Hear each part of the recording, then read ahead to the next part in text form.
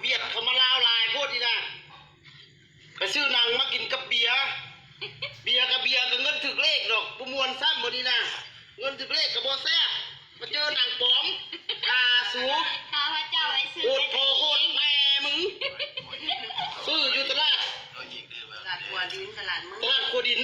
ตลาดมืดโลนึง18,000จะเบิ่งกูมีแต่ยางพี่น้องเอ้ยยางกับสำลีปนกันมึงดูนี่นะ สุกแข็งแรงพอ เบิ่งดูนี่นะสำลีกับซัดตัวนี้ก็ปนกันอยู่นะ แล้วคนซื้อได้ซื้อว่า ตายแล้วเป็นเท่านี้นะประเทศลาวปล่อยแจวเขามาลายเขาเป็นที่ได้สวยอันนี้มันสำลีเด้อดิเด้อทานเลย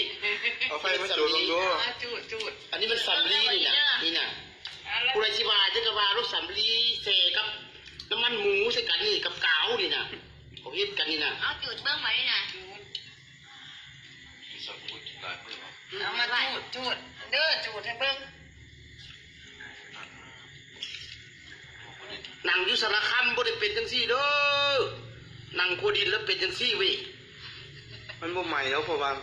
มันเป็น น้ำมันหมูนะครับป่นนี่นะป่นกับสำลีแล้วก็ย่างพลา กับไข่งัวเด็ด เอาเบิ่งเอาทานผู้ชมประเทศลาวเจริญบัดนี้แหละ ปินกันมาทุก พูนโอ้โหสำลีใหม่นะ บ้านเพียง โคตรแซ่บมื้อนี้น่ะ ซื้อน้ำตัวนี้มาเฮ็ดเทียนได้เด้อ เงินถึกเลขก็บ่แซ่บซ้ำแม่มันนี่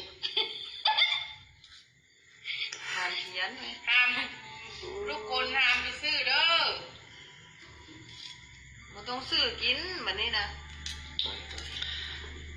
อันนี้ตอนที่จี้แล้วก็ใส่ เจริญพร ย้ำก่อนนั่นลุงกำดินไปเลยมองหน้านี่น้ำมืด โดนนึงกินนาง ผักส่วนเกี่ยวข้องอยู่ไสเนาะลงกดกายเด้อตลาดชลีน่ะเป็นที่ตายเด้คนลาวน่ะ ไปแล้วเนาะ เอาไว้เป็นหลักฐานเนาะเจ้าของมาถามหาก็เอาให้เขาเราเด้ ลงเฟซรวมเนาะ